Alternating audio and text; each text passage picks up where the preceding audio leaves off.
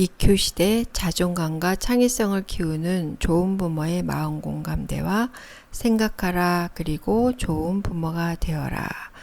2주차 나는 누구인가?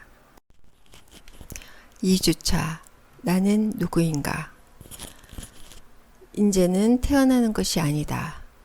총기 난사, 묻지마 살인, 연쇄살인, 집단 성폭행, 매스컴에 늘 심심치 않게 등장하는 사회 범죄 사건들이다. 범죄자는 태어나는 것이 아니라 만들어진다. 훌륭한 인재 역시 태어나는 것이 아니라 만들어진다. 어떤 양육자를 만나서 어떤 양육을 받는가에 따라 행복한 삶을 살면서 사회에 유익을 끼치는 인재가 되기도 하고 자기 삶도 불행하고 사회에 해악을 끼치는 범죄자가 되기도 한다. 헬렌 켈러 여사가 삶과의 고통을 안고서도 교육자로, 작가로, 사회운동가로 훌륭한 삶을 살고 세계 역사에 기록될 수 있었던 것은 앤 설리반 선생님이 헌신적으로 그의 곁에서 눈과 귀와 입이 되어 주었기 때문이다. 로봇다리 김세진, 선천성 무지형성 장애를 갖고 태어나 한 손과 두 다리가 없다. 태어나자마자 보육원에 맡겨진 세진이는 4살 때 보육원의 자원봉사원 양정숙 여사를 만나 아들로 입양된다. 양정숙 여사는 세진이를 입양 후 세진이의 성장에 맞추어 혹독하리만큼 세진이의 독립심을 위해 강하게 훈련하면서 세진이가 좋아하고 잘하는 것이 무엇인지 부단히 찾아 노력하였다. 다양한 경험 끝에 세진이는 특히 수영을 좋아하고 잘한다는 사실을 알게 되었고 엄마의 헌신적인 사랑과 지원 덕분에 마침내 장애를 딛고 세계적인 수영 선수가 되었다. 지금은 25살의 어엿한 청년이 되어 스포츠를 통한 사회 봉사를 위한 꿈을 이루고자 미국 뉴욕 주립대학에서 유학 중이다. 비록 친부모는 그를 버렸지만 가슴으로 낳아준 어머니 양정숙 여사의 슬기로운 양육으로 인해 그는 자신의 인생을 즐겁고 행복하게 살면서 그의 안에 있는 능력을 충분히 발휘하면서 세상을 이롭게 하는 인재로 성장하였다. 반면 2007년 버지니아 공대의 최악의 연쇄살인범 조승희, 그는 강의실에 들어가 친구들을 총기로 난사해 수많은 친구를 죽이고 자신도 스스로 죽음을 택했다. 어린 시절 조승희는 타국에서 정서적 돌봄 없이 많이 외로웠고 우울했다. 이런 그의 마음을 알아주는 부모가 곁에 있었다면 그는 비극의 주인공이 되지 않았을 것이다. 조승희 씨 부모는 두 남매를 좀 더 잘 키워보겠다고 조승희 씨가 어릴 때 미국으로 이민을 갔다. 부모는 세탁업에 종사하며 불철주야 생계를 위한 일에 전념하였다. 아들의 마음을 읽어주고 외로움을 알아차리지 못한 부모의 몰이해가 자녀의 인생을 비참하게 마감하게 했고 그의 가족, 이웃과 사회에 돌이킬 수 없는 불행을 안겨주었다. 인간은 누군가에 의해 만들어져 간다. 한 생명이 태어나면서 인재가 될지 범죄자가 될지 아무도 모른다. 부모의 손길에 의해 사회의 돌봄 속에 만들어져 간다. 그래서 한 생명을 만들어가는 최일선에 있는 부모의 자리는 세상의 그 어떤 신분보다도 귀하고 엄중한 사명을 받은 자리이다. 사람이 성공을 거두고 명예와 부와 많은 업적을 남겼을지라도 자녀가 범죄자가 되었거나 불행한 삶을 산다면 생을 마감할 때에 나는 멋진 인생을 살았다고 회고할 수 있겠는가? 부모가 된 사람이 가장 성공적인 인생을 살았다고 회고할 수 있는 것은 자녀가 행복하고 즐겁게 자기 능력을 충분히 발휘하며 주도적인 인생을 살아가는 모습을 볼 때이다.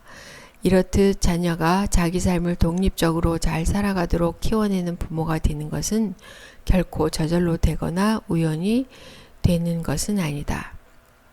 인재는 태어나는 것도 아니고 우연히 되는 것도 아니듯 범죄자 또한 태어나는 것도 아니고 우연히 되는 것도 아니다. 누군가에 의해 만들어진다. 나는 슬기로운 부모인가? 2020년도에 TVN에서 방영했던 드라마 슬기로운 의사생활은 5명의 의대 동기 동창생들이 같은 대학병원 전문의가 되어 의사생활 애환을 그린 드라마다. 이들 모두는 각자 다른 분야의 전문의가 되어 각자의 영역에서 생명을 살려내는 의사로서의 소명을 다한다. 자기에게 찾아오는 환자들의 생명을 살리기 위해 진심을 다하며 때로는 사투를 벌인다. 그러다 환자의 건강이 회복되는 모습에 기쁨을 갖추지 못하지만 어쩔 수 없는 환자의 고통이나 결벌을 마주할 때는 슬픔과 아픔을 함께 겪는다. 바쁜 의사생활이지만 취미로 뮤직밴드를 결성하여 한 달에 한 번씩 모여 연주와 노래를 즐긴다. 사랑과 우정이 있고 생명에 대한 소중함을 일깨우는 마음 따뜻한 휴먼 드라마다. 드라마의 슬기로운 의사들이 자기에게 맡겨진 환자의 생명을 살려내기 위해 총각을 다투며 혼신을 다해 살려내는 모습은 깊은 감동과 더불어 나를 돌아보게 한다.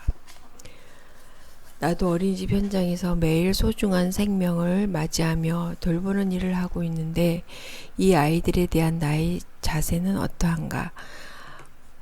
어린 아이들의 심신이 건강하게 잘 자라가도록 돕는 의사와도 같은 어린이집 원장으로서의 나의 역할을 잘 감당하고 있는가? 의사는 몸을 다루는 사람이지만 나는 아이들의 마음과 정신을 다루는 의사와도 같은 사람이다. 아이들의 마음이 아프거나 잘못되어져 간다면 나는 이를 바로 진단하고 고칠 수 있어야 한다. 생명을 살리기 위해 사투를 벌이는 의사의 심정으로 이 아이들의 결정적 시기를 놓치지 말아야 한다. 부모들이 미처 알지 못하고 깨닫지 못하는 부분을 보고 진단할 수 있어야 한다. 부모들 또한 자녀를 잘 키워야 하는 최일선의 주 양육자로서 자녀가 바르게 잘 성장할 수 있도록 부모 역할을 잘 수행해야 한다. 육신의 병을 고치기 위해 의사가 필요하듯 한 인간을 바르게 성장시키기 위해 바른 부모와 어른들이 필요하다. 의사가 되어 육신의 병을 잘 고치기 위해서는 의학적 기술과 전문 지식을 잘 갖추기 위해 오랜 시간 공부하고 수련하고 노력해야 한다. 나에게 보내어진 소중한 생명, 나의 자녀가 심신이 건강한 사람이 되도록 돕는 좋은 부모가 되기 위해서 배우고 노력해야 한다. 육신의 생명이 전부가 아니다. 영적인 존재인 우리 인간이 행복하기 위해서는 마음을 잘 다스리고 감정을 잘 다루어 낼 수 있어야 한다. 그렇게 성장하고 행복한 삶을 영위해 갈 수 있는 사람이 되기까지 부모가, 교사가, 기성세대의 어른들이, 사회가 슬기로운 의사와 같이 슬기로운 부모, 슬기로운 교사가 되어 그 역할을 잘 수행해 내야 한다. 어쩌다 부모. 사람은 태어나 누군가에 의해 만들어져 간다. 오늘의 내가 된 것은 나 스스로 만들어진 것이 아니라 나를 키운 양육자, 부모, 그리고 주변 환경, 사회 등에 의해 만들어졌다. 오늘의 나는 과거의 관계와 환경에 둘러싸여 그에 반응했던 결과물이다. 인간은 태어나 오감각을 통해 세상과 나를 인식해간다. 듣고 보고 느끼며 세상을 알아가고 자신을 돌보는 양육자의 돌봄 속에서 오늘의 내가 되었다. 그리고 어느새 부모가 되어 자녀를 양육하고 있다. 어쩌다 보니 부모가 되었다. 그런데 그 부모가 슬기로운 부모인가? 내 방식대로 부모인가? 슬기로운 의사가 되기 위해서는 많은 시간 동안 배우고 익혀 공인된 실력을 갖추어야 생명을 치료하고 살리는 일을 감당하게 된다. 의사는 육체의 한 부분을 살리는 일을 하지만 부모는 어쩌면 의사보다도 더 엄중하다. 한 인간의 전생에 걸쳐 영향을 미치는 사람이다. 인간은 태어나 스스로 독립할 수 있는 인간이 되기까지 부모라는 존재를 필요로 하며 피조물 중 가장 오랜 시간 누군가의 도움을 필요로 한다. 어쩌다 부모가 되었지만 슬기롭게 잘 감당할 준비가 되었는가? 인간을 행복하게 살아갈 수 있도록 바르게 성장시키기 위해서 내 방식대로 해서는 안 된다. 에릭슨은 인간의 발달은 일정한 순서로 이루어지며 전 생애에 걸쳐 8단계로 성장해 간다고 정리하면서 육아는 법칙이 존재하는 과학이라고 하였다. 애착기, 영아기, 유아기, 아동기, 청소년기, 청년기, 중년기, 노년기를 거치는 발달 순서는 누구도 예외가 없다. 그러므로 부모가 인간의 발달 과정에 대한 이해와 그에 따른 인간의 욕구를 잘 알고 단계별 과업을 잘 수행할 수 있도록 돕는다면 자녀 양육은 좀 수월하다. 인간 발달에 대한 이해를 잘 알고 자녀를 키운다면 육아는 즐겁고 흥미진진한 일이 된다. 자녀 양육만큼 중요하고도 보람된 일이 또 있을까?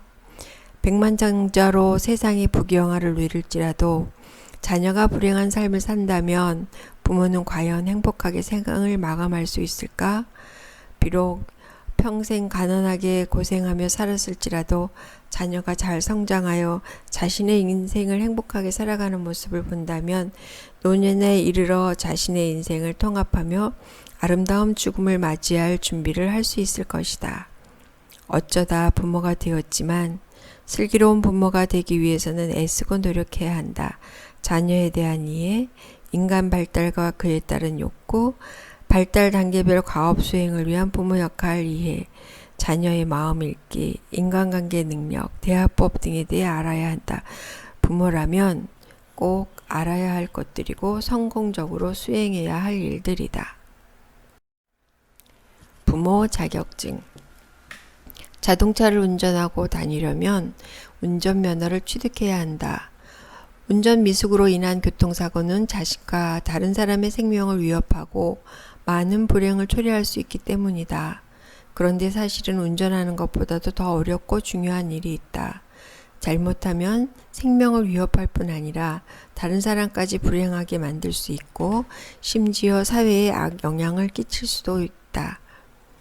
반면 제대로 수행하면 개인과 타인을 위해 국가와 사회를 위해 크게 유익이 된다. 바로 좋은 부모 되기이다.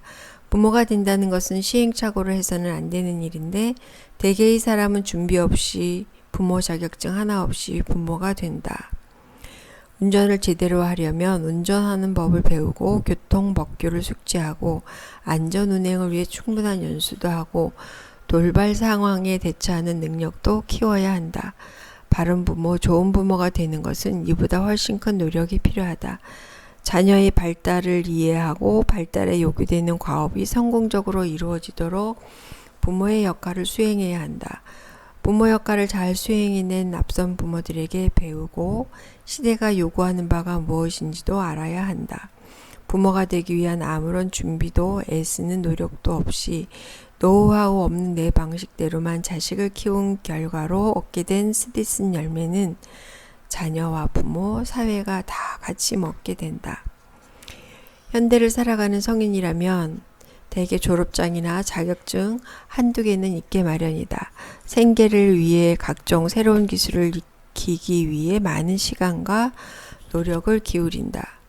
하지만 행복한 부부관계를 유지하며 자녀를 잘 양육하는 것은 인생의 최대 과업임에도 학창시절이나 성인이 되어서 이를 위해 배우거나 노력을 한 기억이 없다. 그렇게 준비 없이 결혼하고 자녀를 낳고 내 방식대로 자녀를 양육하는 과정 속에서 좌충우돌하면서 수많은 시행착오를 겪는다. 운전을 위해 운전면허증이 있듯이 자녀를 키우기 위해 부모 자격증도 있었으면 좋겠다. 인간의 발달에 대한 이해, 지지적 부부 관계를 위한 지침서, 태교를 위한 필독서, 긍정적인 언어 상호작용 기술, 자녀 발달과 양육에 대한 이해, 인간의 심리 이해, 바른 인간관계 맺기 기술 등 필수 항목을 지정하고 이수하고 자격을 인정하는 국가적인 정책과 제도가 마련되길 간절히 바란다. 그래서 이 과정을 수료해야 결혼자금을 지원한다든지 출산비, 양육비, 양육수당 등을 받을 수 있는 자격 요건을 제도적으로 둔다면 건강한 가정을 이루고 바른 부모가 되어가는데 유익을 얻을 수 있을 것이다. 부모가 되긴 했지만 무엇을 어떻게 해야 하는지 알지 못하고 시행착오를 겪다 보면 아이들은 이미 훌쩍 자라고 적기에 이루어져야 할 교육이 제대로 이루어지지 않아 삐뚤어진 모양으로 인성이 굳어져 불행한 삶을 살아갈 준비를 한다. 그리고 부모와 자녀가 모두 행복하고 기쁨으로 채워져야 할 자녀 성장 기간이 자녀도 힘들고 부모도 힘든 치열한 격전장이 되고 만다.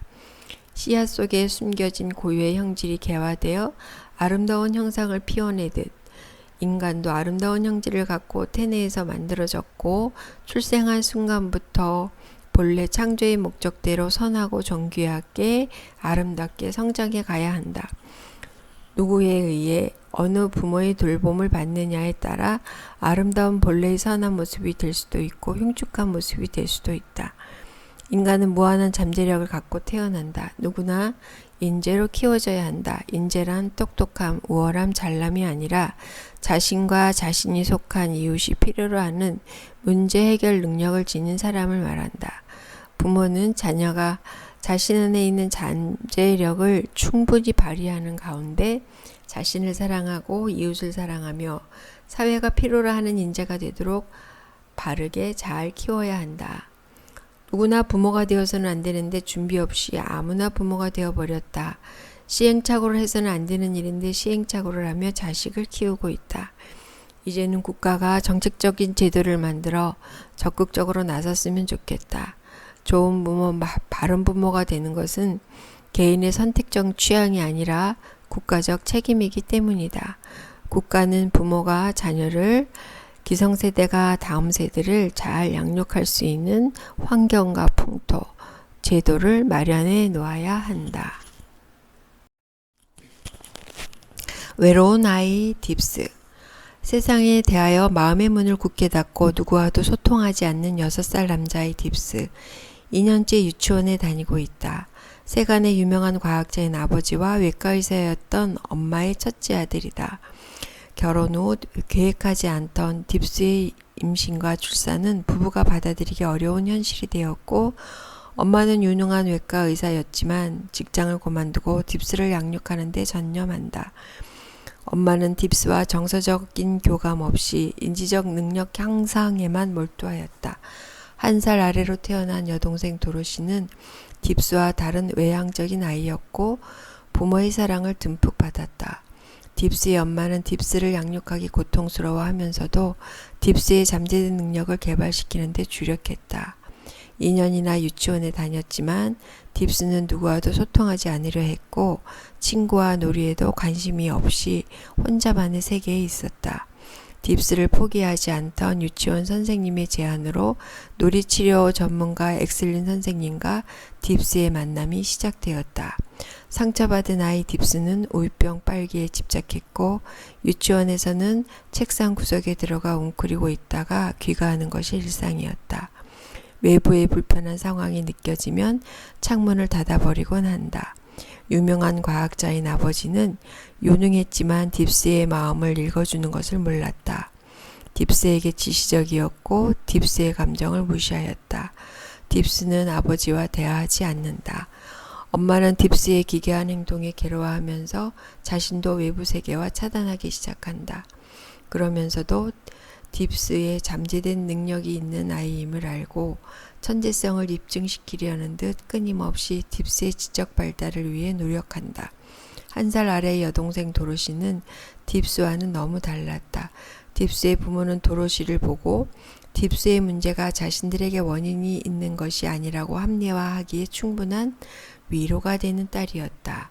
딥스는 부모의 인정과 사랑을 받는 동생 도로시에게 적대적이었고 도로시는 오빠를 피해 다녀야 했다. 딥스가 좋아하는 사람은 한 달에 한 번 정도 만나는 할머니와 정원사 제이크 아저씨다. 할머니는 딥스를 있는 그대로 받아주었고 늘 무한 신뢰의 표현을 한다. 제이크 아저씨는 딥스의 마음을 읽어주고 딥스가 원하는 것이 무엇인지 알고 있었으며 세심하게 배려해 주었다. 이 두 사람은 교회에 다녔고 그래서 딥스는 교회에 가고 싶어 했다. 엑슬린 선생님은 매주 한 번씩 그의 놀이치료실에서 딥스를 만났다. 먼저 딥스를 관찰하면서 딥스의 마음을 움직이려는 시도나 유도는 하지 않았다. 오직 딥스의 행동과 말에 반응만 하였다. 딥스를 있는 그대로 받아주면서 반응해 주었다. 딥스의 행동을 보고 그의 원함을 인정해 주었고 딥스의 말을 똑같이 따라해 주면서 딥스의 말에 귀 기울이고 존중해 주었다.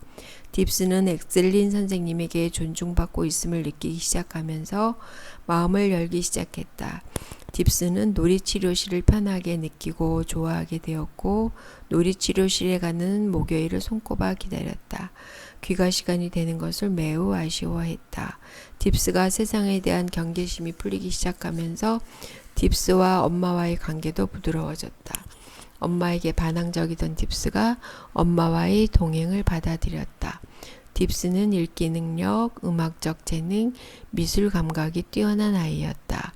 딥스의 변화가 진행되면서 엄마는 지금까지 딥스의 문제가 자신들의 문제였음을 인식하고 딥스를 대하는 태도가 바뀌기 시작했다.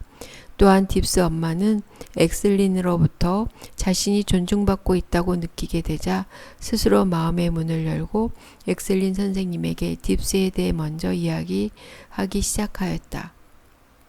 이전에 다른 상담자들은 딥스의 문제가 부모의 문제임을 인식시키는 데서 출발했고 부모의 변화를 요구했기에 딥스의 어머니는 그들의 상담과 지도 방법을 거부하였었다. 딥스는 모래놀이와 가족 인형 놀이를 통해서 자기 안의 상처를 표현하면서 분출해내었다. 딥스 안에 작은 딥스, 상처받은 딥스, 다 자라지 못한 딥스를 떠나보내고 현실의 커다란 딥스가 되어갔다. 변화된 딥스를 본 아빠도 서서히 변화되었고 딥스도 아빠의 말에 반응하기 시작하였다. 딥스는 오랫동안 모래구덩이에 묻어두었던 아빠를 꺼내어 가족의 일원 속에 넣어주었다. 약속한 치료기간이 다 끝나갈 무렵 딥스는 엄마에게 고맙다, 사랑한다 라는 표현을 하게 되었다. 딥스는 엑슬린 선생님에게 깊은 감사의 인사를 하고 엄마의 손을 잡고 놀이치료실을 나선다. 2년 후 우연히 엑슬린은 자신의 아파트 단지로 이사온 딥스를 마주한다. 그는 이미 동네 친구들과 어울려 놀기에 푹 빠진 아이로 변해 있었다. 그 후 15살의 딥스, 적들을 찾아 싸우고 자신이 생각하는 정의를 행동으로 옮기는 용기 있는 멋진 청소년으로 변했다. 더 이상 적들을 피해 자신의 내면으로 숨는 아이가 아니었다. 자신 있게 사는 법과 자유롭게 사는 법을 배웠다. 딥스는 만인의 정의와 행동을 위한 용기를 행동으로 옮길 참된 의지를 가진 사람이 되어가고 있었다. 딥스의 치료자이자 상담자인 엑슬리는 자신이 알고 있는 지식과 경험을 옳다라는 이유로 함부로 꺼내어 사용하지 않았다. 조용히 지켜봐주면서 딥스 자신이 내면을 바라볼 수 있도록 기회를 만들어주고 반응만 하였다. 상처받은 딥스보다 더 상처받은 그의 어머니 회색빛 여인이었던 그녀에게도 엑슬리는 섣불리 먼저 다가가지 않았다. 그녀를 존중해 주었고 존중받고 있다는 느낌을 받고 스스로 마음의 문을 열 때까지 기다렸다.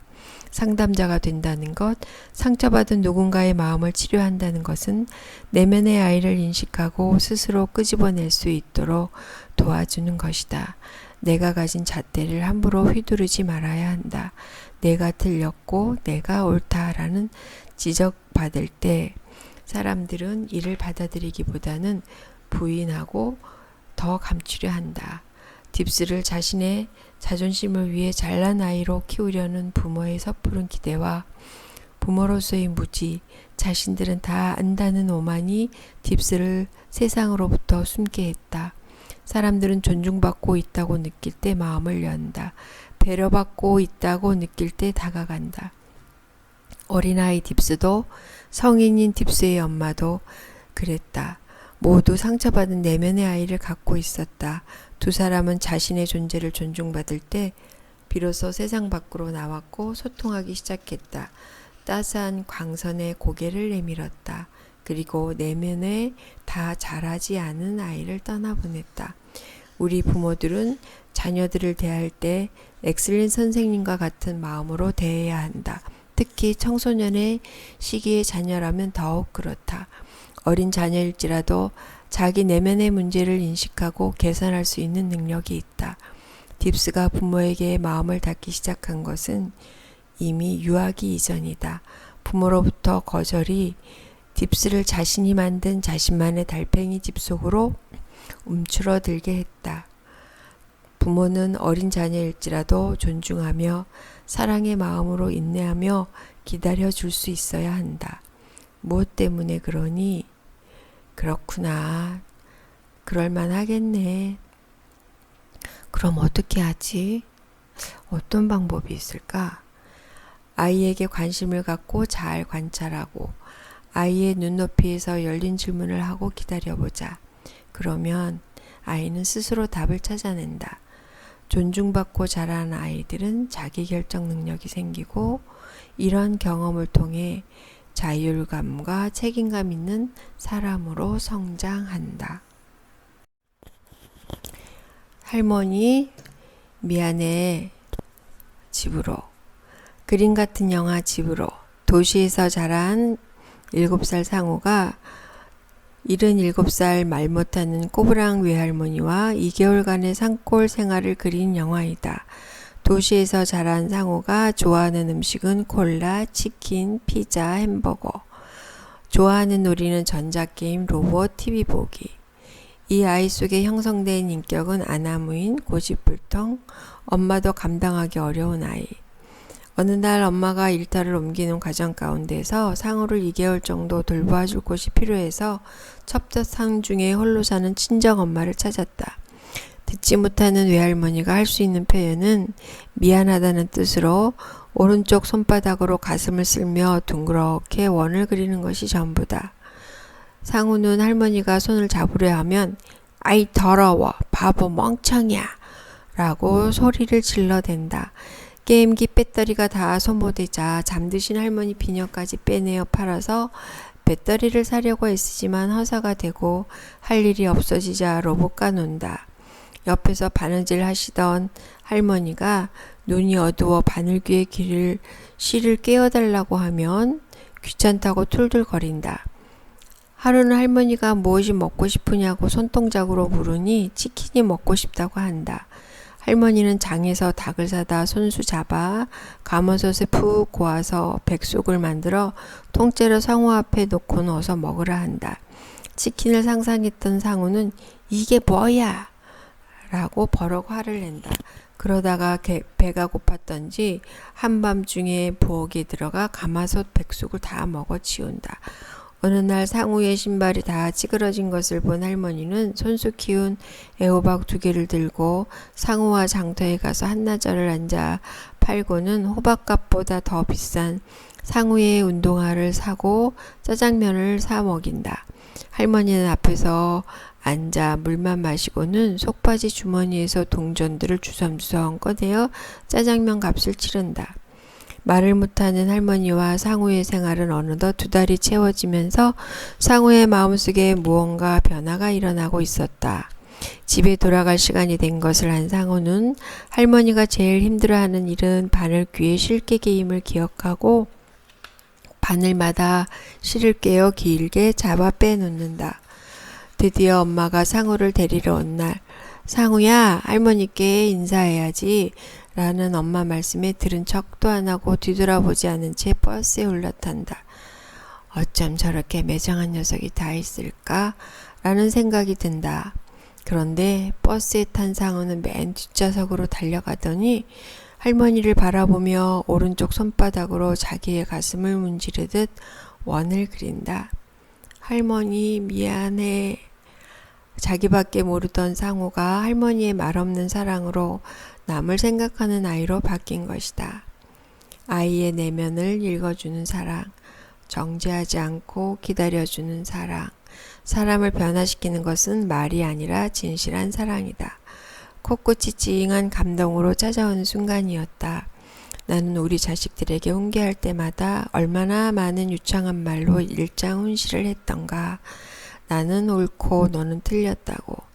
날마다 장황하게 늘어놓는 논리정연한 훈계들. 자식 사랑이라는 명분으로 쏟아냈던 말들이었지만 아이들은 결코 변화되지 않았다.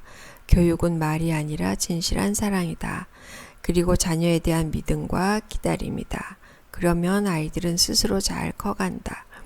넘치도록 사랑을 줄 수 있다면 세상에서 가장 능력 있는 사람이 될 수 있다. 에밋 폭스. 가슴 높이로 공을 던져라. 도서관 서가에 꽂힌 책들 중에 제목이 내 눈길을 끌었다. 가슴 높이로 공을 던져라. 오남매를 수제로 키운 포항시골 농부가 쓴 자녀 양육 이야기다. 교육자이거나 명문가 출신도 아닌 시골 농부의 자녀 양육기라 좀 더 신선한 호기심이 생겼다. 1946년 포항시 구룡포 작은 산골 마을에서 출생한 황보태조씨. 어린 시절 의지할 부모도 없이 자란 뼈아픈 어린 시절 기억 때문에 자상한 아빠가 되려고 노력하였다. 너무 가난하여 공부도 제대로 못하고 고등학교 중퇴를 한 것이 그의 학력 전부이다. 이후 도시를 전전하다가 결국 어린 오남매와 아내, 부모님과 함께 고향인 포항으로 돌아와 농사를 지으며 살아간다. 생계를 이어가기에도 빠듯한 살림이었지만 사랑하는 아내와 자녀 교육에 최우선을 두며 행복한 삶을 이어갔다.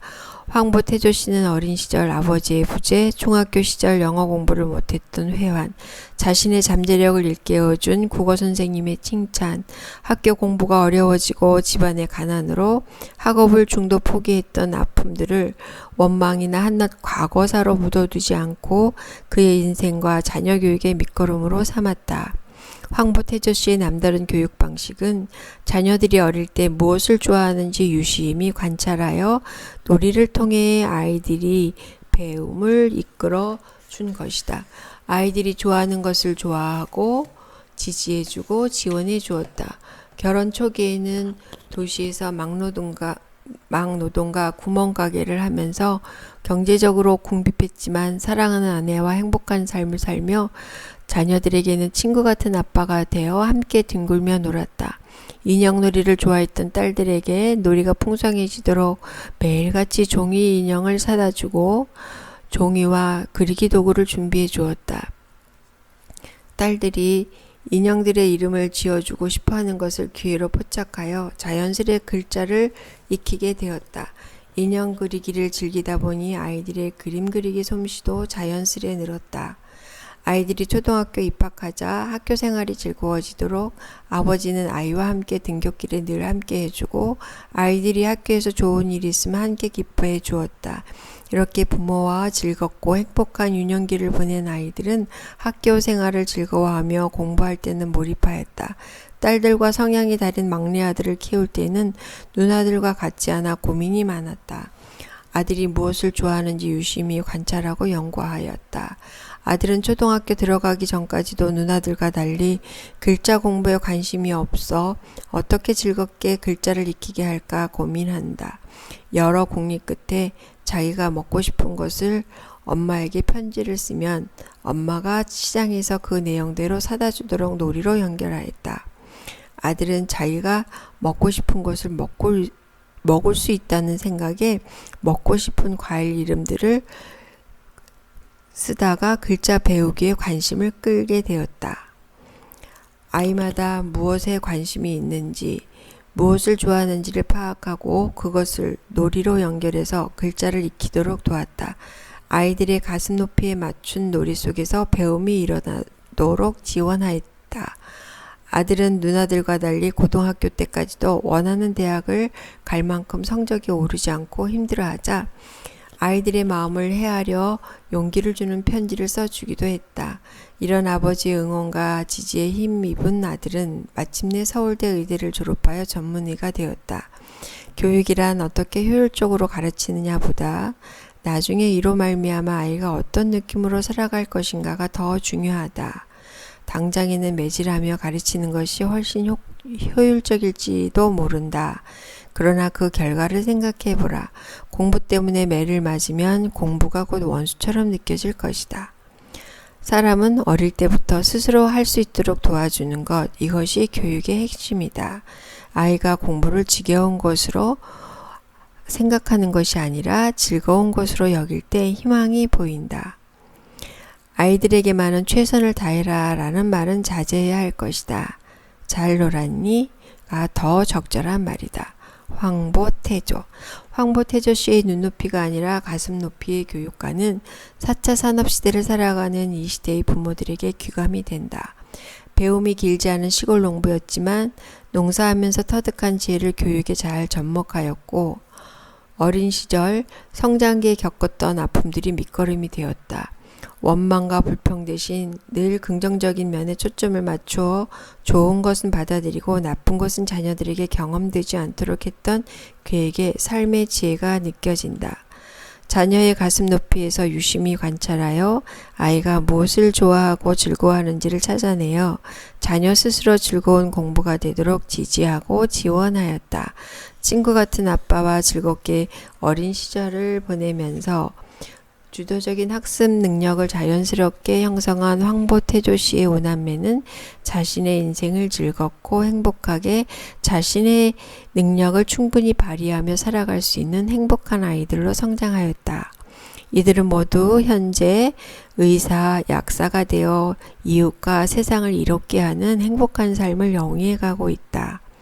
본격적인 4차 산업시대의 국면을 맞이한 대한민국 정부는 2019년에 유아교육의 패러다임을 아동중심, 놀이중심, 자연중심으로 대전환을 했다. 교사 주도적인 교실 중심, 수업 중심으로는 시대가 요구하는 창의적인 인재를 양산하기 어렵기 때문이다. 시대를 앞선 시골 농부 황보태조 씨의 지혜로운 자녀 양육기는 이 시대의 부모들에게 신선한 모델을 제시하고 있다. 눈높이가 아닌 가슴 높이로 아이와 소통해야 한다. 애착이라는 단어가 이제는 생소하지 않다. 1969년 이후 영국의 볼비에 의해 애착에 대한 개념과 중요성이 세상에 소개되었다. 애착은 인간이 태어나 주 양육자의 돌봄과 감정적 유대 관계 속에서 형성된다. 모든 동물 중에 특히 인간은 주 양육자와의 애착을 절대 필요로 하는 존재이다. 안정애착은 생후 18개월 이전까지 성공적으로 이루어내야 할 중요한 발달 과업이다. 이 기간에 주 양육자와의 애착 관련 사건 속에서 안정애착이 형성될 수도 있고 불안정애착이 형성될 수도 있다. 인간은 세상에 태어나 독립적인 삶을 살기까지 많은 시간이 필요하다. 지구상의 수많은 동물 중 인간만큼 긴 시간 동안 양육자의 보호와 양육을 필요로 하는 존재는 없다. 인간은 태어나 양육자를 통해 세상을 보고 자신을 인식해 간다. 아이가 태어나 엄마의 일관된 따뜻한 사랑과 보살핌 속에 욕구를 충족해 가면서 안정되게 자라가는 아이는 나는 사랑받는 존재이고 세상을 안전한 곳으로 인식해 간다. 아이는 자신과 세상을 아름답게 바라보는 긍정적인 자아상이 자리 잡게 된다. 이렇게 성장한 아이들은 긍정 성향을 갖고 세상을 인식하고 반응하며 자신의 삶을 행복하게 가꾸어 가게 된다. 반면 엄마가 우울하여 일상에서 근심과 불안의 마음으로 아이를 바라보거나 아이의 욕구에 민감하게 반응하지 못하고 따뜻한 보살핌과 사랑으로 일관되게 해주지 못하면 아이는 생존 본능을 따라 불안정 애착을 형성하여 부정 성향의 사람이 된다. 영유아기에 불안정 애착을 형성한 아이들은 자신의 삶뿐만 아니라 관계 맺기에도 어려움을 겪으며 힘겨운 삶을 살 확률이 높아진다. 성인이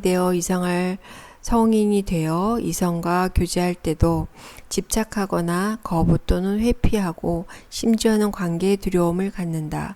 결혼해서도 지지적 부부관계 맺기에 어려움을 갖게 되어 정서적으로 차단하거나 거절에 대한 불안을 갖는다.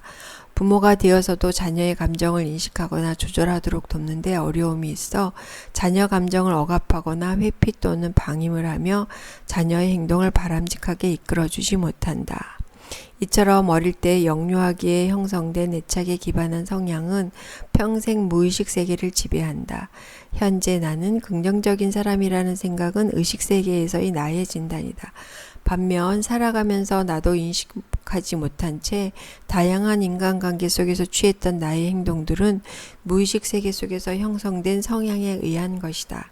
이처럼 사람들은 의식 세계에서 살지만 무의식 세계의 지배를 받으며 살아가고 있다. 무의식 세계 속에서의 나를 지배할 애착, 안정애착을 형성시켜 줄 것인가, 불안정애착을 형성시켜 줄 것인가. 영유아기의 안정애착은 부모가 자녀에게 줄 최대의 선물이다. 인생 중반에 알게 된 나의 애착 유형. 나는 살아오면서 나의 애착 유형이 어떤지 전혀 관심도 갖지 않다가 50대 중반에 이르러 나의 애착 유형을 진단하게 되었다. 나는 나름 긍정적인 사람이고 성실하게 열심히 살았으니 당연히 안정애착이려니 생각했다. 그러나 성인 애착 유형 진단지를 통한 결과는 불안정 애착이었다. 나의 무의식 세계 속에 나는 불안정 애착이었던 것이다. 예상 밖의 결과에 다소 놀라웠지만 곰곰이 나의 순탄하지 않았던 영유아기 시절을 돌아보니 그럴 수 있었겠다는 생각이 들었다. 나는 내가 불안정 애착 유형인지도 모른 채 성장했고 결혼하고 3남 1녀를 낳고 양육해왔다. 나의 불안정 애착에 기반한 양육 태도가 자녀들에게도 영향을 미쳤을 것을 생각하니 마음이 아프고 후회가 많다. 나의 자녀들을 양육하기 전에 이런 나 자신을 진단하고 부정성향 대신 긍정적인 성향으로의 변화를 이루고 자녀를 양육했다면 얼마나 좋았을까. 그러나 이제라도 알았으니 희망을 가질 수 있다는 것은 진단을 통해 나를 인식했으니 돌이킬 수 있기 때문이다. 병도 진단이 있어야 치료 방법을 찾게 된다. 진단이 없으면 인식도 못하고 그냥 그대로 살아간다. 나는 나의 애착 유형을 진단 후 나의 무의식 세계가 부정 성향임을 인식하게 되었고 이후로 나를 바꾸기 위한 부단한 노력을 해왔다. 나의 남편 역시 진단을 통해 불안정 애착에 기반한 부정 성향으로 평생을 살아왔음을 인식하게 되었다. 더 이상 부정적인 정서가 나의 무의식 세계를 지배하지 않고 정서의 대물림이 일어나지 않아야 한다. 이미 청소년기를 지나 성인이 된 나의 자녀들, 성장 과정의 부모의 불안정 애착이라는 정서적 대물림이 되었지만 자녀들에게도 진단을 통해 자신을 인식할 수 있도록 알려주었다. 자신이 어떤 사람인가 잘 인식하고 더 이상 부정적인 정서가 자신들의 삶을 지배하지 않도록 돕고 있다. 이 자녀들도 결혼하여 자녀를 낳아 기를 것인데 부정적 정서의 대물림은 끊어내야 한다. 사람은 의식 세계와 무의식 세계를 갖고 살아가면서 현실 속에서 인식하는 나와 무의식 세계가 지배하는 나는 다를 수 있다. 불안정 애착으로 부정 성향의 무의식 세계의 지배를 받으며 살았을지라도 그러한 자신의 부정 성향을 인식한다면 돌이킬 수 있다. 인식하지 못하기 때문에 변화할 수 없는 것이다. 지금까지 살아오면서 자신의 삶을 지배했던 무의식 세계 속에 잠재된 부정성의 패러다임에 바꿀 수 있는 것은 자신을 진단하고 인식하는 데서 출발한다. 자기 인식이 변화의 시작이다. 성인 애착 유형 진단. 사람들은 태어나 영유아기에 주 양육자와의 애착 관련 사건들이 진행 속에서 애착 유형이 결정되어진다. 이것이 무의식 세계 속에서 성향으로 자리를 잡고 전생에 걸쳐 그 사람의 삶을 지배하게 된다.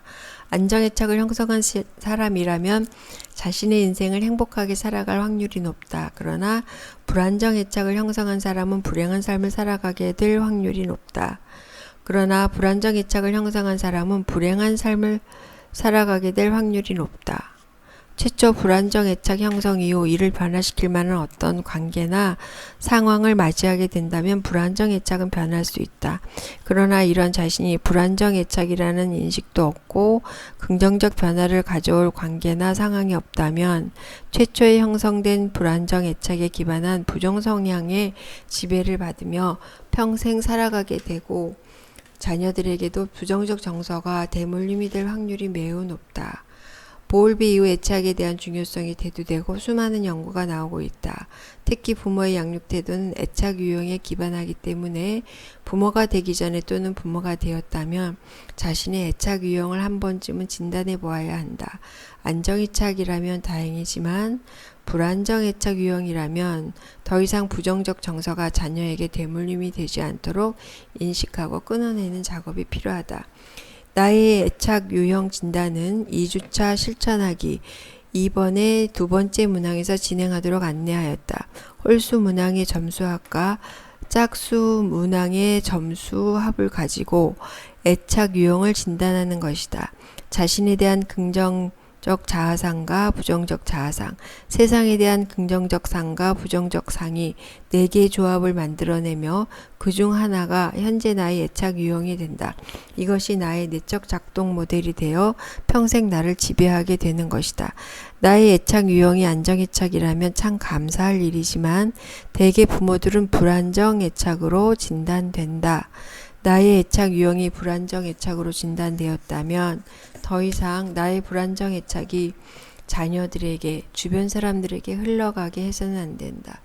불안정 애착의 사람은 부정 성향에서 세상과 자신을 바라보기 때문에 행복을 누리지 못한다. 이런 부정 성향이 긍정 성향으로 변화되어야 행복한 삶을 살아갈 수 있다. 행복한 삶은 긍정 성향의 패러다임에 이끌린다. 나의 삶의 긍정적 변화는 나는 누구인가 라는 바른 인식에서 시작된다. 애착의 대물림. 불안정 애착을 형성한 영유아기 아동들은 대체로 어린이집과 같은 새로운 환경에 대한 적응이 느리며 다른 아이들과 상호작용이 원만하지 못하고 기질에 따라 다소 차이가 있으나 공감 능력이 또래 아이들과 비교하면 현저히 떨어진다. 아이들을 보면 엄마의 양육 형태가 어떠한지 대충 짐작이 간다. 아이의 기질에 따라 차이가 있으나 엄마와의 애착이 잘 형성된 20개월 전후의 영아라면 어린이집에서 적응도 잘한다. 이런 아이는 엄마와의 안정애착 속에서 세상과 타인에 대한 신뢰감이 있기 때문에 어린이집이 어떠한 곳인지를 아이에게 이야기해주고 어린이집 생활을 2, 3일 체험하게 하면 교사와의 애착을 잘 형성하고 환경의 변화를 편안하게 받아들이기 시작한다. 그러나 불안정 애착 형의 아이는 환경의 변화에 불안해하고 이야기해 주어도 받아들이지 않으려 하며 교사와의 신뢰관계를 형성하는 데 시간이 많이 소요된다. 어릴 때 부모들은 대개 자신 양육 태도의 문제로 진단하기보다는 외부에서 원인을 찾거나 아이의 문제로 생각한다. 만약 20개월 전후의 영아가 어린이집에 적응하는데 2주 이상 어려움이 있다면 지금까지 부모의 애착 형성 시기를 어떻게 보냈는지를 진단해 봐야 한다. 아울러 부모의 애착 유형도 진단해 보아야 한다. 부모가 불안정 애착 유형으로 성장한 경우 자녀에게 불안정 애착의 유형을 대물림해 주는 경향이 있으므로 자녀의 안정 애착 형성을 위해서 부모의 불안정 애착이 정서적 대물림이 되지 않도록 양육 형태를 바꾸어야 한다. 안정애착이 대물림되는 것은 바람직하지만 불안정애착이 대물림되어서는 안 될 것이다. 연구 결과에 의하면 어릴 때 형성된 애착에 기초한 정서로 성장한 사람이 결혼하여 자녀를 양육한다면 그의 정서가 자녀에게 그대로 영향을 미치게 되어 부모의 정서가 자녀에게 대물림이 될 확률이 80%가 된다고 보고하고 있다. 안정애착으로 성장한 부모가 안정된 정서로 자녀를 양육한다면 그 자녀는 안정애착으로 성장할 확률이 80%이고 반면 불안정애착으로 성장한 부모가 불안정한 정서로 자녀를 양육한다면 그 자녀는 불안정애착을 형성할 확률이 또한 80%라는 것이다. 영아기에 형성되어 평생 영향을 미치는 애착이 얼마나 중요한지 인식했다면 부모는 자녀의 영아기가 지나기 전에 안정애착을 갖도록 양육 태도의 변화를 위해 노력해야 한다. 영아기의 엄마 또는 주 양육자와의 안정애착은 행복한 인생을 위한 매우 중요한 요소이다. 영아기의 안정애착 형성의 기회를 놓쳐서 불안정애착이 되었다면 또 한 번의 안정애착으로 전환할 수 있는 리모델링 시기가 있다. 영아기와 마찬가지로 변형계의 활동이 활발한 청소년 시기이다. 영아기의 감정의 뇌인 변형계가 활발하듯 청소년기의 뇌도 변형계가 활발하고 논리적인 사고를 하는 전두엽의 활동이 미약하다. 영아기에 애착의 최초 기반이 불안정 애착으로 형성되었더라도 청소년기의 부모의 꾸준한 노력으로 안정 애착으로 되돌릴 수 있다는 것은 참 다행스러운 일이다. 청소년기 자녀들에게 자존감을 높여주기 위해 끊임없이 지지하고 격려하며 훈계가 아닌 상담자 역할이 필요한 것은 이 때문이다. 부정적 정서 대물림을 끊어내자. 아이가 태어나면 오감각을 통해 세상을 알아간다. 생후 1년 반 동안 양육자와의 애착 관련 사건들 속에서 세상을 바라보고 자신을 인식하는 창이 형성된다. 엄마의 따스한 눈빛, 미소 지는 따스한 보살핌 속에서 자신의 욕구가 민감하게 충족되는 경험을 하게 되면 아이는 세상을 안전하고 좋은 곳이며 자신은 사랑받을 만한 존재로 인식한다. 그러나 엄마가 산후 우울증이 심하거나 우울증이 있어 자녀 돌봄이 힘겨운 경우는 아이의 애착 형성에 매우 부정적 영향을 끼치게 된다. 차라리 엄마가 아니더라도 정서적으로 안정된 제2의 양육자를 찾는 것이 아이에게 더 바람직할 수 있다. 어린 자녀들은 집에서 낯선 사람들이 올 때 부모가 반기는 손님은 아이도 반긴다. 그러나 부모가 경계하면 아이도 경계한다. 부모가 하는 모든 행동을 따라한다. 부모가 모델링이 되어 보는 대로 배우고 익힌다. 이렇듯 아이의 무의식 세계는 영유아기 부모와의 관계 속에서 형성된다. 자녀가 어릴 때는 부모가 보는 창을 통해 세상을 본다. 부모가 긍정의 마음으로 세상을 바라보면 아이들도 긍정의 사람이 된다. 부모가 감사의 말을 표현하면 아이들도 감사의 말을 배운다. 부모가 걱정하는 마음이 가득하면 아이들도 늘 걱정한다. 영유아기 자녀를 둔 부모들은 넘어지거나 다치지 않고 안전하게 키우려고 애를 쓰며 혹여 다치기라도 하면 예민하게 반응한다. 아이들은 넘어져 봐야 일어설 줄 안다. 넘어졌지만 일어날 수 있구나. 이런 경험들 속에서 아이들은 스스로 몸을 조절하는 법을 터득해 간다. 다쳐봐야 상처가 낫는다는 것을 경험한다. 어느새 상처가 다 나았네. 우리 몸은 정상을 회복하려는 탄력성이 있다. 친구와의 갈등은 나를 알고 친구를 알게 한다. 누가 그랬니 대신에 친구가 무엇 때문에 그랬을까라고 물어봐야 한다. 이런 질문을 받으면 아이는 친구의 마음을 헤아려 본다. 세상에서 가장 안전한 곳은 우리 집이고 가장 안전하게 키울 수 있는 곳이다. 그러나 집 밖을 나서야 세상에서 배울 수 있는 것들이 있다. 이런 가르침은 부모의 정서가 긍정적이어야 가능하다. 자녀들은 부모가 마련해준 정서적 토양에서 자신의 뿌리를 내리고 자라간다. 부모가 마련해준 환경 속에서 부모가 살아가는 모습을 보고 자라며 그렇게 형성된 무의식 세계는 아이의 패러다임이 되어 삶을 지배한다. 자녀들은 부모의 뒷모습을 보며 자라간다. 부모는 좋은 것이든 나쁜 것이든 자녀에게 모델링이 된다. 부모는 자녀 앞에서 범사에 좋은 것을 취하고 감사하며 긍정적인 표현을 해야 한다.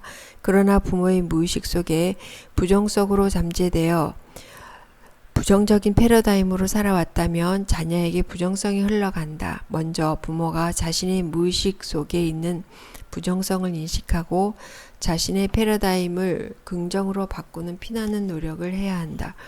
좋은 부모가 되려면 자기의 무의식 세계를 인식하는 데서 출발해야 한다. 자기 인식에 대한 개혁이 일어나지 않으면 내 자녀의 무의식 세계 또한 다시 부모의 부정적인 세계가 지배할 것이다.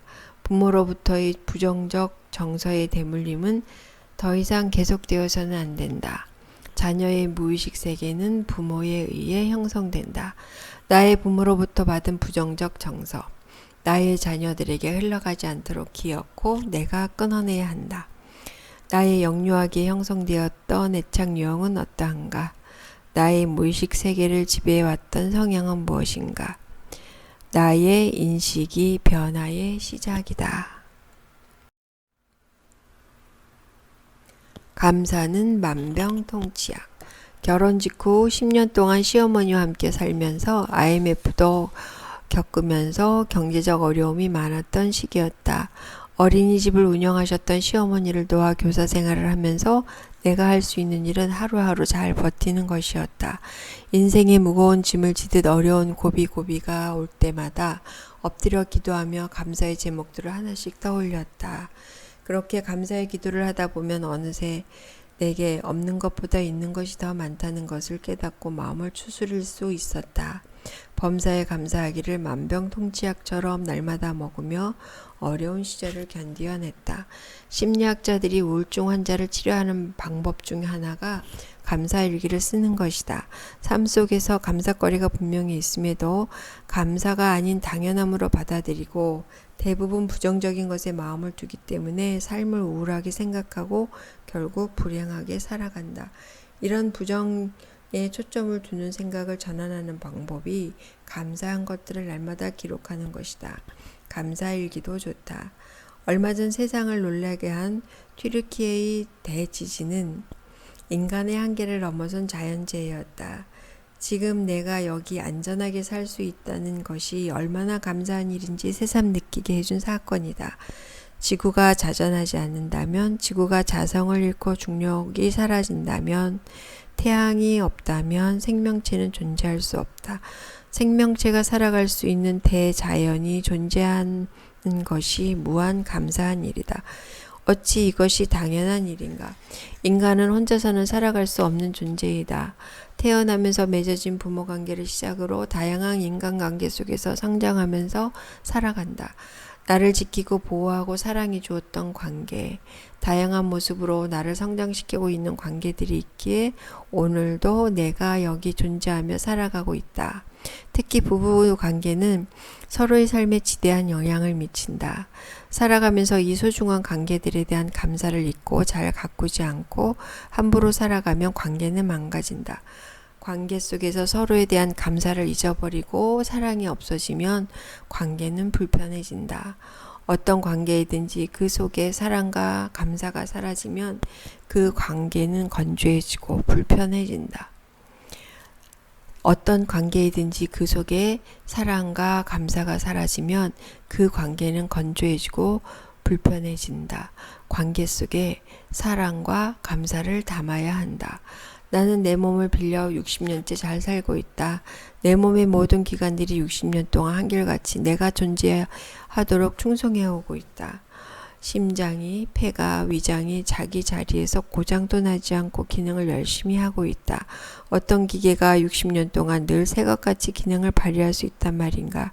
튼튼한 다리, 자유자재로 움직이는 손가락, 내 몸을 둘러싸고 있는 피부, 책을 읽고 자연을 감상하고 모든 사물을 분별할 수 있는 시력, 잘 들을 수 있는 귀, 지금도 끊임없이 생각하고 명령하는 두뇌, 내 몸의 모든 지체와 기관들이 참 감사하다.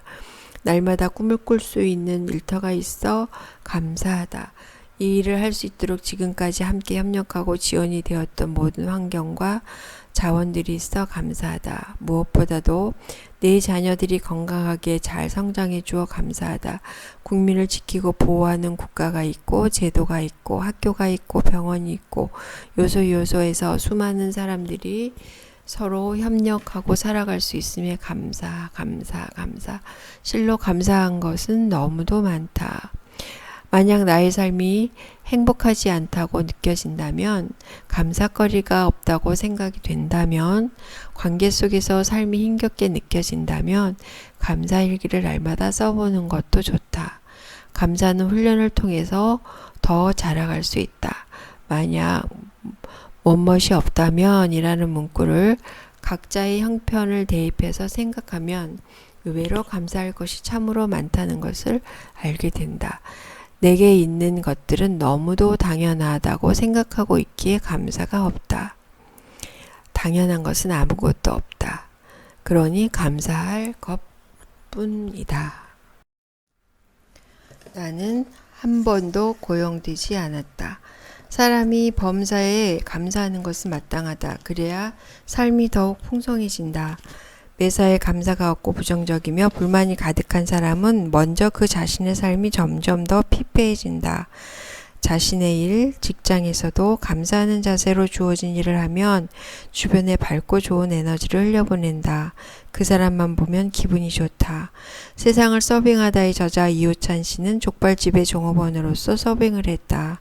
그는 비록 족발집 사장에게 고용된 종업원이었지만 나는 누군가에게 한 번도 고용되지 않았다라는 생각으로 서빙을 했다고 한다. 그는 어디서 무슨 일을 하든지 고용되어서 하는 일이 아니라 자신의 사업장인 것처럼 일하며 항상 감사하며 즐겁게 일했다. 그의 서비스를 받는 사람들은 당연히 그의 밝은 에너지로 인해 기분이 좋아지는 경험을 했다. 그래서 그를 찾는 사람이 점점 더 많아지는 것은 당연한 결과였고, 그는 자신의 사업장을 갖는 사업가가 되었고, 지금도 많은 사람에게 귀감이 되고 선한 동기를 주는 성공적인 삶을 살아가고 있다. 무슨 일을 하든지 사랑의 마음을 갖고 감사로 하는 사람은 그에게서 느껴지는 아우라가 있다. 그런 사람의 삶은 아름답게 느껴진다. 거리의 미화원일지라도 나는 지구의 모퉁이를 쓸며 지구를 정화하고 있다고 생각하며 즐겁게 일하는 사람은 그 삶이 참 아름답게 느껴진다. 무슨 일을 해도 환경 탓, 남 탓을 하며 매사에 원망과 불평, 불만을 하는 사람은 늘 불평할 일, 불행한 일이 따라다닌다. 그렇게 예측하고 부정적인 일에 늘 초점을 맞추었기 때문이다.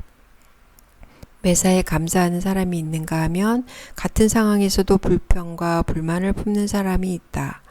사랑의 마음을 갖고 감사하는 사람과 함께 있을 때에는 밝은 기운이 느껴지고 마음이 평화로워진다.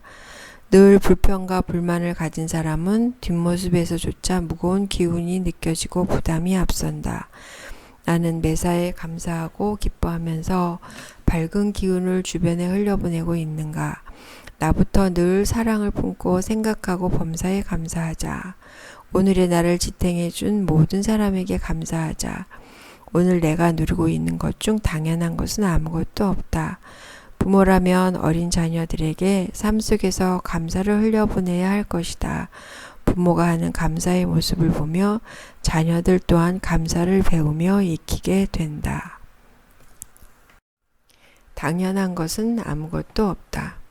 아무런 목적 없이 가슴 깊이 진정한 감사를 느껴보자.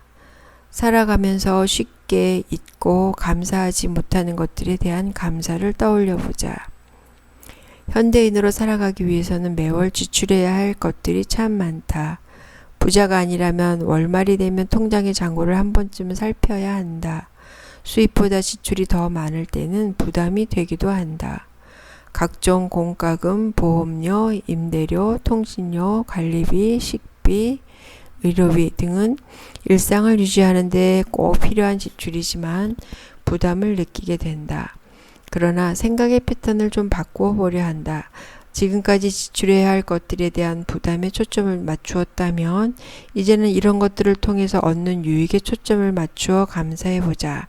전기를 만들고 공급해준 사람, 인터넷을 개발하고 통신 장비를 만들어 지금도 편리하게 사용할 수 있게 해주는 통신 시스템 개발자들과 사람들, 내가 아플 때 치료해주는 병원과 의료인들, 안전하게 살 수 있도록 지역과 환경을 지키고 조성해주는 사람들, 각종 도로를 만들어내는 도로공사 사람들, 오물술고를 해주는 환경 시스템과 미화원들, 이 외에도 수없이 많은 사람으로 인해 나는 오늘도 안전하고 편안한 생활을 하고 있다. 지금까지는 이런 것들에 대해 너무도 당연하게 생각해왔다. 왜냐하면 나는 당당하게 대가를 지불하고 있다는 생각 때문일 것이다. 세금을 내니까 나는 당연히 국민으로서 혜택을 누려야 하고, 공과금을 내고 있으니 내가 누리는 것들은 마땅하고, 내가 돈을 지불하고 사는 물건이니 그들에게 내가 당당히 갑의 위치에서 서비스를 요구할 수 있고, 내가 값을 치렀으니 감사보다 권리로서 당연하게 생각했다. 하지만 내가 지금까지 살아오면서 당연하다고 생각했던 이 모든 것들이 내게 주어지는 당연한 권리처럼 주장할 수 있는 것인가? 이런 것들이 공급되지 않았다면 어떤 일이 생기겠는가? 오늘 여기서 내가 누리고 있는 모든 것이 가능한 것들이겠는가? 모든 인간은 아주 연약한 상태로 이 세상에 태어났다. 누군가의 돌봄이 없이는 살아갈 수 없는 존재이다. 건강이라는 선물을 받고 오늘도 살아간다. 지금까지 나의 삶의 필요를 위해 공급된 수많은 물질과 사회적 지원들을 생각해보라. 과연 내가 받아 마땅한 것들인가? 지금까지 살아오는 동안 내가 받은 모든 것들에 감사하지 않을 수 없다. 예술가가 자신의 탁월한 재능을 갖고 예술가가 되었다면 그 예술적 재능을 누군가 관람하고 느껴야만 비로소 예술가로서의 의미 있는 삶을 살아가는 것이다. 내가 교육자로서 가치 있는 삶을 통해 삶의 존재의 이유를 찾고 그 안에서 행복을 누린다면 내가 교육해야 할 대상이 있음에 감사한 것이다. 오늘도 나에게 찾아오는 아이들과 부모가 있기에 감사하다. 과학적 발명을 한 사람의 발명품이 사람들에게 이롭게 사용될 때 비로소 그는 삶의 기쁨과 행복을 누린다. 빈익빈 부익부의 비밀. 무릇 있는 자는 받아 넉넉하게 되되 없는 자는 그 있는 것도 빼앗기리라. 마태복음 13장 12절. 론다버는 이 말씀에 있는 자를 감사로 바꾸어 해석하였다. 무릇 감사하는 자는 받아 넉넉하게 되지만 감사가 없는 자는 더 가난해질 것이다. 축복된 삶을 경험하고 싶은가 감사하라. 감사하는 자는 또 다른 감사를 불러들인다. 불평하는 자는 또 다른 불평거리가 생긴다. 이는 창조자의 법칙이고 우주의 근본 법칙이다. 범사에 감사하라. 데살로니가전서 5장 18절. 감사는 창조자가 나에게 요구하는 삶이고 명령이다. 감사만 하면 우리에게 더 좋은 것이 온다. 더 받아 풍족하게 된다. 늘 불평하는 사람은 있는 것도 잃어지고 불평할 것이 더 많아지는 삶을 살게 된다. 사람은 생각한 대로 말하고 말한 대로 거두는 열매를 먹고 산다. 생각은 씨앗이다. 씨앗은 시간이 지나면 싹이 나오게 마련이다. 감사라는 생각을 심으면 감사의 열매가 맺을 것이고 불평을 심으면 불평의 열매가 맺힌다. 이것은 법칙이다. 역사 속에서 감사의 법칙에 따라 살며 뛰어난 업적을 이룬 위대한 인물은 수없이 많다. 간디, 마더 테레사, 뉴턴, 아인슈타인, 예수. 우주를 바라보는 방식을 바꾸어 놓은 아인슈타인은 다른 사람이 해놓은 업적에 하루에도 수없이 감사했다. 아이작 뉴턴 또한 그의 과학적 발견은 타인의 업적을 딛고 선 덕분이라고 했다. 감사가 없는 사람의 삶은 매우 힘겨울 것이다. 내가 원하는 밝고 희망찬 축복된 삶을 살기 원한다면 감사하는 삶을 살아야 한다. 내가 살아가는 모든 순간에 당연한 것은 없다. 그러니 범사에 감사할 수밖에 없다. 감사하는 마음이 없는 자는 그 있는 것도 빼앗기리라. 감사는 마음으로 느껴야 한다. 단순히 입술로 고백하는 것이 아니라 가슴 깊이 최대한 느껴야 한다. 가슴 깊이 느낄수록 감사의 마음이 깊어지고 삶은 더욱 감사가 넘치는 삶으로 변화할 것이다. 감사는 자연의 법칙과도 같이 일반인 모두에게 동일하게 적용되므로 하나님을 모르는 자일지라도 감사를 통해 축복을 끌어올 수 있다. 감사는 부정적인 생각을 끊어내고 긍정적인 생각으로 전환하게 하는 강력한 도구이다. 자신의 패러다임이 늘 부정성향이라는 것을 인식하는 사람이라면 구체적으로 감사하기를 시작해보자. 아인슈타인은 매 순간 감사를 실천한 사람으로도 유명하다. 하루에 100번 감사합니다. 아인슈타인은 매일 그렇게 했다. 오늘 내가 살아갈 수 있는 것은 누군가 이루어 놓은 결과물을 갖고 살아가는 것이다. 전기를 사용하고 통신망을 이용하고 매일 밥을 먹고 편리한 교통수단을 이용하고 어디나 연결된 도로를 주행하고 등산할 때도 누군가 만들어 놓은 길을 따라 걷는다. 오늘도 이 시간 내가 안전하게 살 수 있는 것은 수많은 사람이 합력해서 만들어 놓은 결과물을 누리기에 가능한 것이다. 과연 내가 혼자 살아갈 수 있는가? 내가 나의 삶을 독립적으로 살고 있다고 하지만 진정 누군가의 도움 없이 한순간도 살아내지 못한다. 그래서 더욱 감사할 수밖에 없다. 아인슈타인은 이 점을 가슴 깊이 느끼고 실제 그 삶에서 철저하게 실천한 사람이고 그 결과 인류에게 공헌할 만한 성공적인 삶을 살 수 있었다. 그가 발견한 모든 과학적인 업적은 이전 과학자들의 발견을 바탕으로 이루어낸 것임을 고백하며 감사하였다. 아인슈타인의 감사는 더 큰 감사를 불러왔다. 나의 내면적 삶과 외부로 드러난 삶은 모두 살아있거나 죽은 사람의 노고에 의존해 있다는 것, 그리고 이제껏 내가 받은 만큼 지금도 여전히 받는 만큼 나도 돌려주기 위해 매일 노력해야 한다는 것을 나는 매일 100번씩 스스로에게 일깨운다. 알베르트 아인슈타인. 아인슈타인이 100번 감사 실천을 하기 쉬운 방법이 있다. 여유로운 걸음으로 걸을 때마다 감사하면 된다. 100번 감사는 3분이면 충분하다. 일상에서 걷는 시간을 활용하면 좋다. 아무리 바빠도 감사할 시간은 얼마든지 충분하다. 과도한 업무로 스트레스가 올라오거나 두뇌의 몰입도가 떨어질 때 스트레칭을 하면서 감사하는 것도 아주 좋은 방법이다. 깊은 감사. 식탁 앞에서 기도하는 노인의 그림을 보면 겸허함과 평온함이 느껴진다.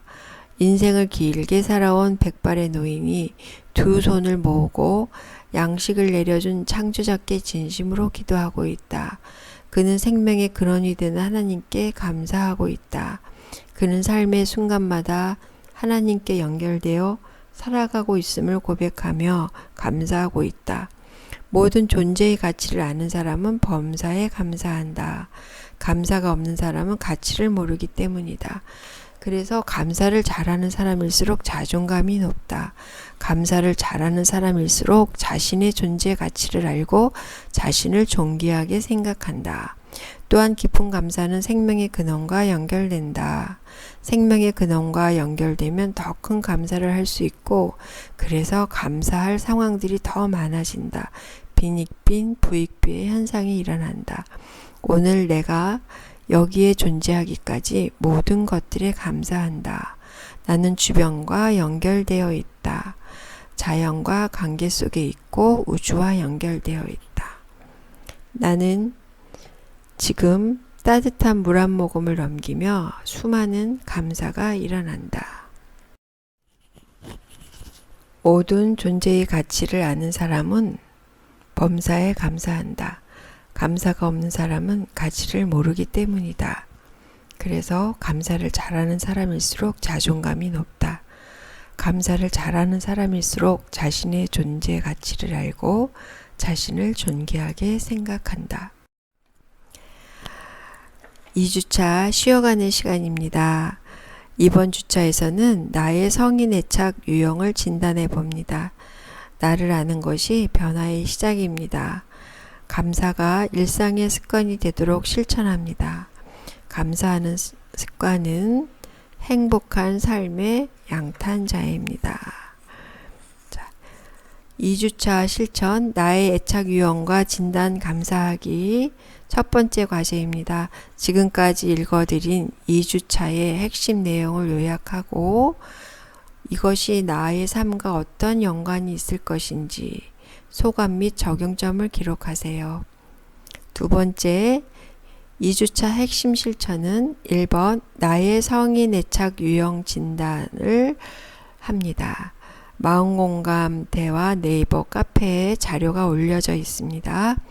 두 번째, 각 영역의 감사를 매일 한 가지씩 10가지 기록합니다. 나의 건강에 대해서 10가지, 또 다음날 나의 가족에 대해서 10가지, 또 다음날 나의 환경, 주변에 있는 나의 환경에 대해서 10가지씩 매일 기록해 봅니다.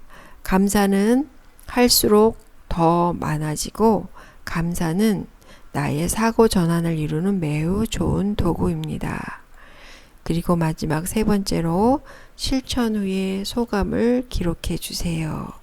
2주차까지 잘 오셨습니다. 감사합니다.